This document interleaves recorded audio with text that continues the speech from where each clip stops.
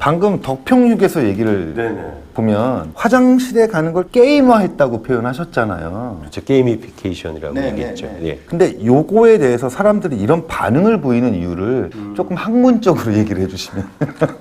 이게 뭐 넛지나 행동경제학의 아주 기본 중에 기본이 되는 건데요. 커뮤니케이션 학자 이름 까먹었습니다만 그분이 소비자 사람들을 뭐라고 표현했냐면 코그니티브 마이저 이런 표현을 했어요. 인지적 구두쇠다. 꼭 영어 하신 다음에 설명을 꼭 해주십시오. 예.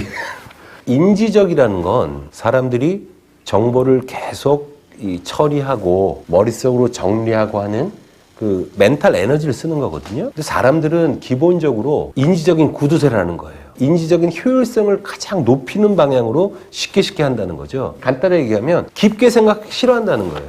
그러니까 아주 좋은 당연한 얘기, 그걸 계몽적이고 아주 훈화적으로 얘기할 수 있잖아요. 화장실을 깨끗하게 써야 됩니다. 이유는 이렇습니다. 자연보호에 동참합시다. 그게 아니라 인지적 효율성에서 중요한 건 흥미성이에요. 흥미성.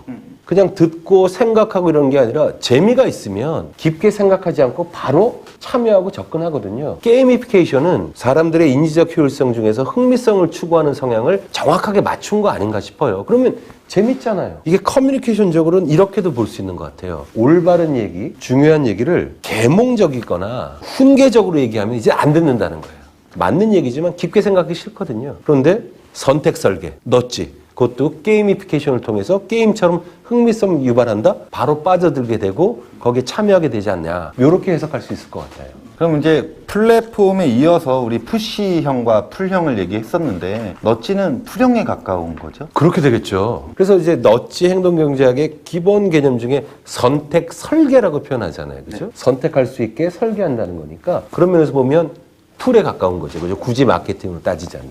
근데 덕평육에서 말고 또 그런 사례가 없나요? 다이어트 하고 싶은 사람한테 밥그릇을 좀 작게 해. 밥그릇이 작다는 거를 대체로 인지를 하지 못하기 때문에 내 정량은 한 그릇이야 하는 사람한테는 충분히 효과를 거둘 수 있는 거죠. 맥도날드에서 유사한 캠페인을 한 게 생각이 났어요. 맥도날드 페루에서 어린이날 그 매장은요. 어른들이 가면 이 주문대가 이렇게 높아요. 풍선이 막 달려있고 어린이들이 좋아하는 노래를 막 틀어놨어요. 그럼 어른들이 주문할 때 이렇게 해야 돼요. 내가 어렸을 때 맞아. 나한테 맥도날드는 저렇게 높은 곳에 있었거든요. 그럼 아무 설명 없이 그렇게 아예 사이즈를 과격하게 바뀌었죠? 근데 사람들이 매우 즐거워합니다. 아마 맥도날드가 일반적으로 사람들은 뭐 I'm loving it 이 슬로건만 기억하는데 브랜드 에센스라는 얘기가 있었어요. 포에버영 이래요. 그런 게 다 이렇게 묻어난. 그러니까 그렇게 되겠네요. 어린이날 같은 그 날을 맞아서 뭐 어린이는 나라의 뭐 미래고 어린이를 잘 케어합시다라고 계몽적으로 얘기하는 대신에 아예